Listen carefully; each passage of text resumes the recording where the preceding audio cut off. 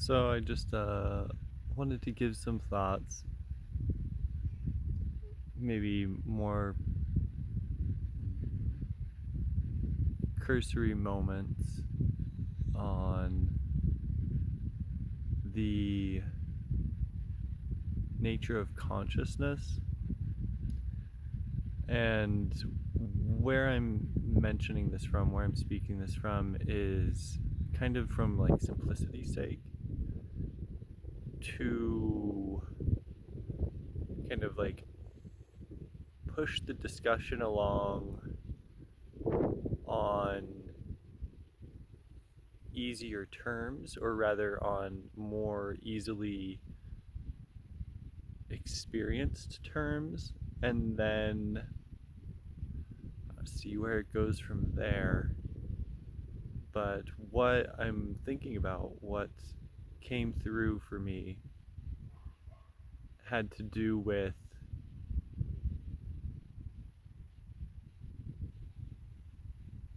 when we speak about if someone is conscious of XYZ, or if they're higher conscious, lower conscious, this, that, how I see that actually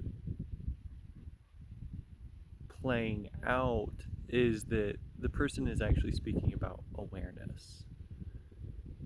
And awareness is directly related to consciousness. It's a wonderful consort of consciousness. However, it in no way can actually,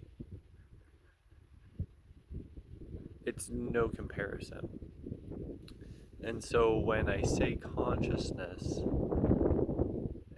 what's so funny about it is you already know, or it's very likely that you already know, and it has no quality to it.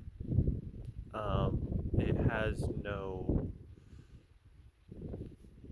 It's everything and nothing, but even to say everything and nothing is, to place a semantic value on something that is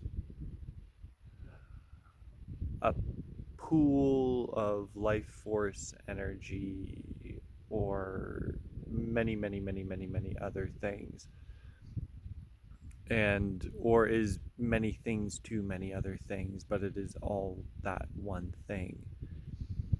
And so when I say consciousness, if we, well, I guess this is kind of a guided experiment with words, is like consciousness, what does it bring up? Okay, boom, that snapshot, that is sufficient. So now hold that state of awareness, hold that state of presence, and now as you're holding that, now think your thoughts, feel what you're feeling, think what you're thinking, hear what you're hearing, know what you're knowing, um, be aware of what you're aware of, all while also, I like to think of it as putting it up into consciousness, um, but letting it kind of swirl about consciousness, and maybe don't think about so much, but just hold on to what consciousness is. And the reason why it's so strange is because it's like it doesn't really feel all that like powerful. It doesn't mm, feel all that moving or directing, or uh, it doesn't really even feel like a force per se. But then observing when, because you can walk and hold that light, And for me it feels a little bit like a light in the mind. It really actually, for me it looks like just uh, completely illuminated, brain, completely illuminated. And so maybe it's a little bit different for you, maybe you maybe experience it a little bit differently. That's all cool too. But so it's just like, it's basically like having a mirror to the sky is what it looks like. um, but even if it's dark out, it still looks like a mirror to a full bright day sky.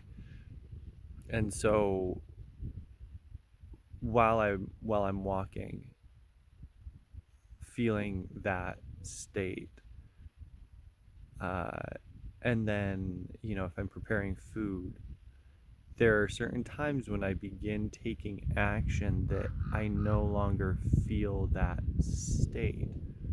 I'm aware, I'm taking action, I'm still in my body, I'm still present, I'm still a whole lot of things, but the uh, it's not subliminal. The superliminality of consciousness, mm, changes a little tiny bit. Like I'm just not focused on it. And then other activities like like taking a piss. I'm not necessarily really focused on consciousness. And the thing is it's not now like really make it reverent and just always be conscious all the time. And it's like, it's not a behavior thing, it's not an identity thing, because that would immediately limit it. um, it's just a presence thing. And I don't know why there's what the choice is or what the blinder is that kind of puts it on, takes it off.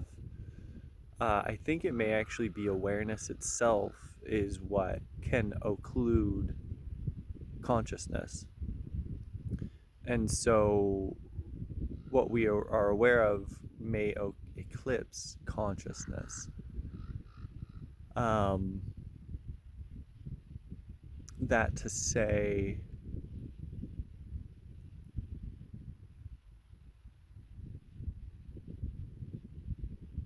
yeah, it doesn't have a certain flavor.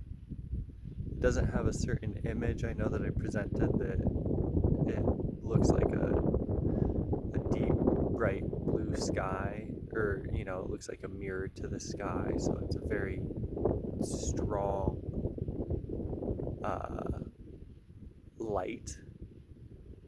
Um, and it may be many other things to many other people, and that's all good, hunky dory, super super great. But there isn't really much to observe in it, as I know right now. And so I've just been kind of like playing with that. The other consideration that may be relevant uh, to the corpuscles of our experiences is that part of this, what kind of was a prelude to this maybe more clear mind, was a it was a pulling in of my energy to my gut, like to my core. And one may think of it like, okay, like pull in all your energy from others or the realms or from your aura or from whatever, those that kind of changes the experience. It really is, for me, it's a very visceral, like literally like just pulling blood toward the gut consciously. And then from that, uh, feeling in a way, like feeling almost mechanically, feeling the heart open, like expand, maybe not even open, but expand, um, like moving your arms out from, like if you had your hands over your chest and you were to extend them out into a hug. So feeling your heart open, like the energy literally well, expanding, maybe not opening, but expanding out through the heart. So pulling into the gut and then expanding out through the heart. And then, so that was kind of, that was a little bit, that was some news to me in terms of bodily experience. And then from there uh, up into consciousness. Um,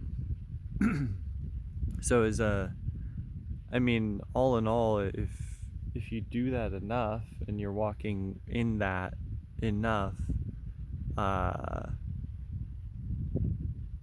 I don't know, 10, 15 minutes, or do that consciously often, you might save yourself some time, um, in realizing the nature of awareness and the nature of our experience of consciousness. Um, yeah, so that's about that. I might go into more depth on something, like, as it comes through or as it's revealed, but yeah, that's what that looks like for me. All right. Have a wonderful day.